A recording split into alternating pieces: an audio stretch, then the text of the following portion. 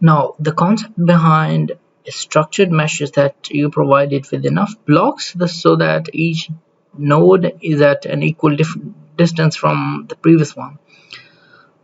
So you just split your model into enough blocks, or you provide the orientations for the mesh to be structured enough. And this was from me. Actually, it took me a couple of days to find out for this problem how and which like which angles would be best, and how I can split it more. So let's try and see if it made any difference, and could we refine the mesh a bit more.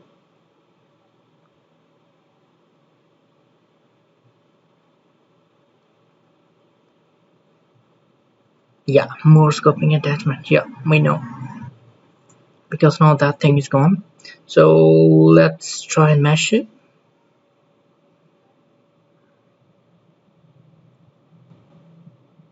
So I trimmed this thing because it was too pesky, and it would cause problems with the structured meshing, because we just want blocks here, and it's not going to have any significant impact on it.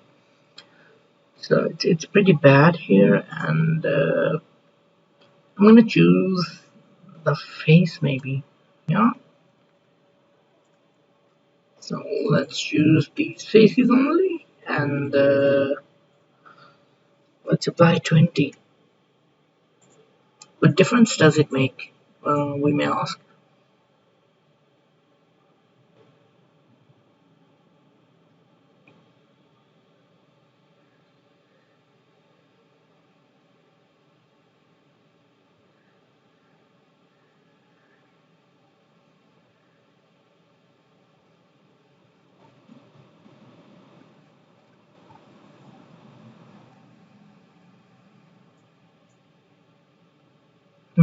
Yeah, it's still unstructured though, and the reason for it is that we haven't applied the face meshing yet.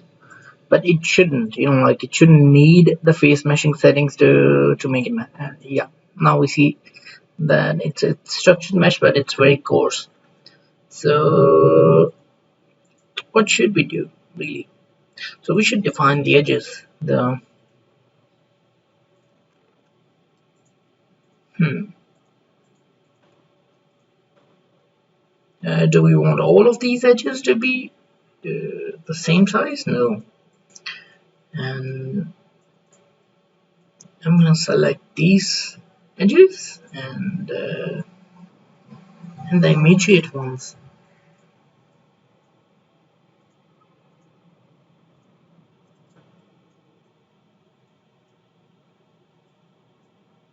Yeah, these ones.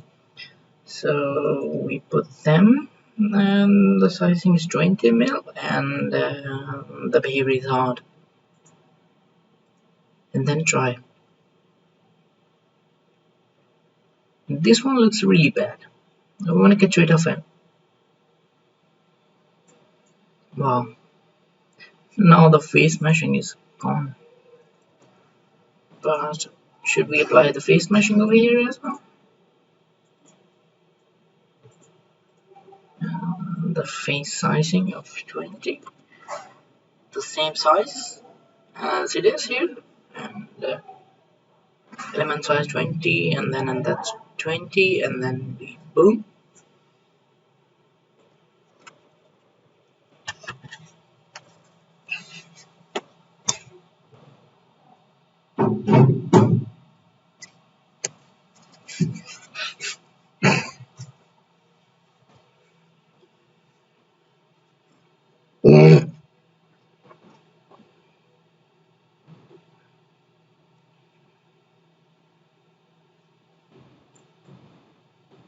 Yeah, still not face meshing. So let's try and make it all face meshing, and it's not gonna be structured because the edges are hard really here.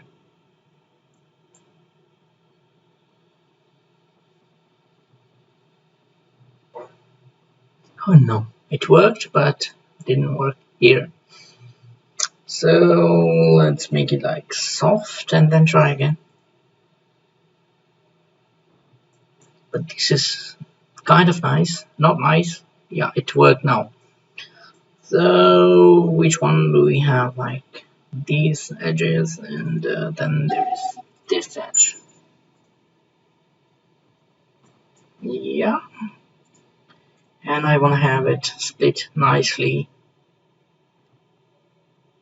It doesn't do that.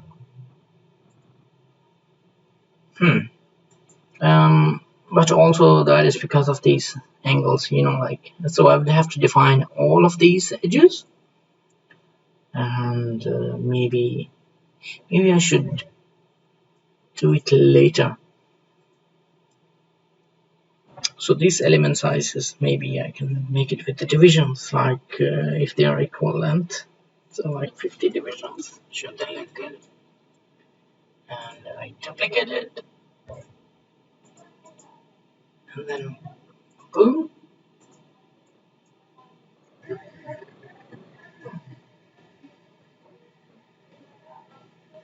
And it's still the same. Wow,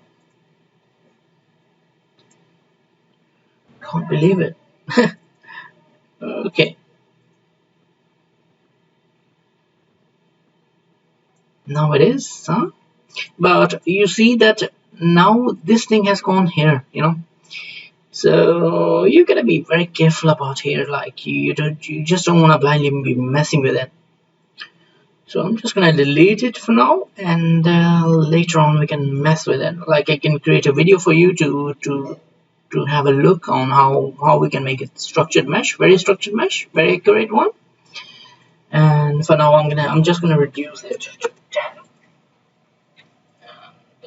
This can be 10 as well, and then let's just compare the results with it.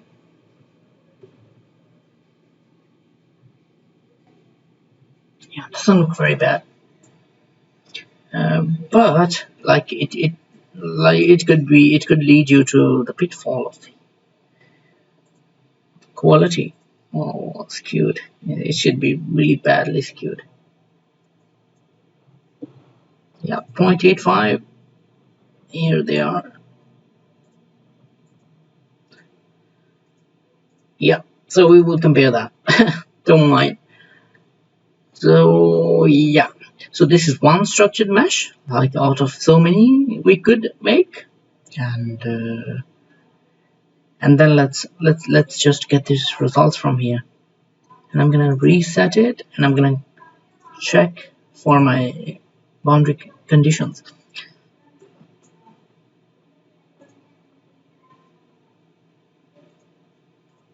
I'm not sure mesh. So actually, so in my personal experience, if you use only one line, it would still make it an axis. But we just don't want to be lazy about it. We want to make sure that we are selecting the right boundary.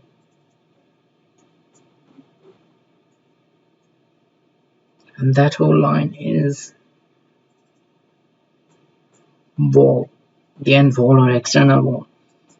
Now let's update it and edit it.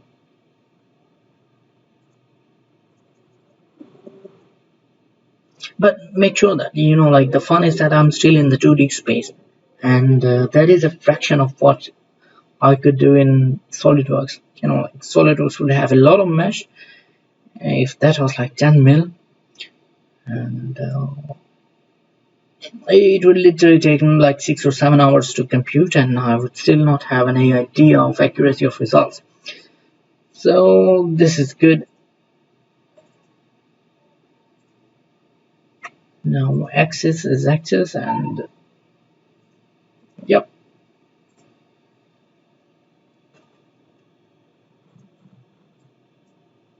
Component, and yeah, 10. Now material is still air, and it's still turbulent. Like, see that I have been calculating the turbulent viscosity, or making sure that it is turbulent. or not. So what you want to do is that you want to find out if it is turbulent or not, calculate the Reynolds number, and then apply the appropriate values over here for the turbulence intensity or hydraulic diameter and whatever.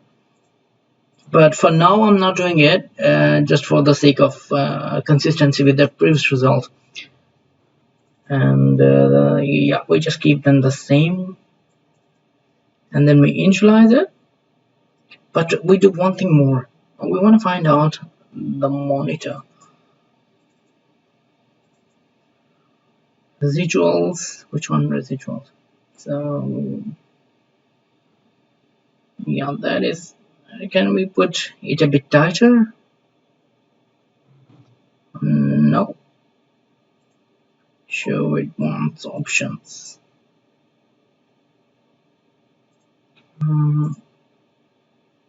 New. Yeah, just leave it for now, and then we can find out later. Let's not do that for now. So you also notice that I haven't been checking the case very well.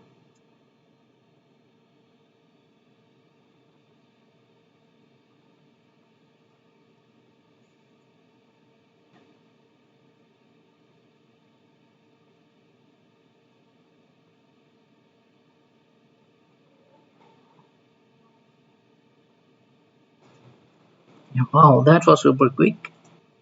And do the results make any difference?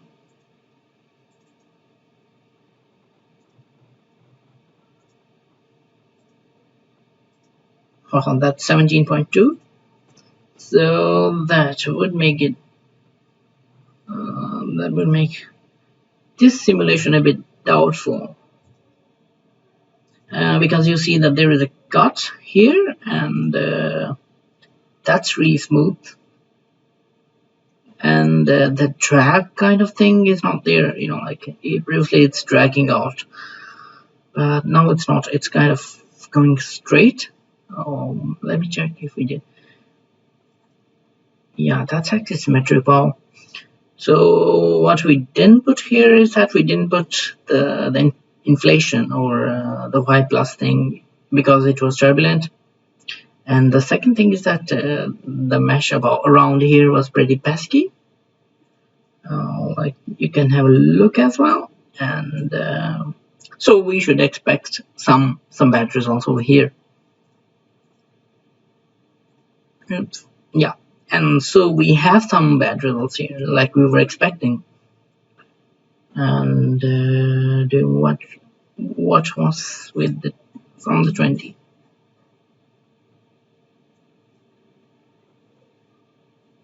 So although it's a structured mesh, the results are quite different than here. So for example, look at this kind of some velocity here.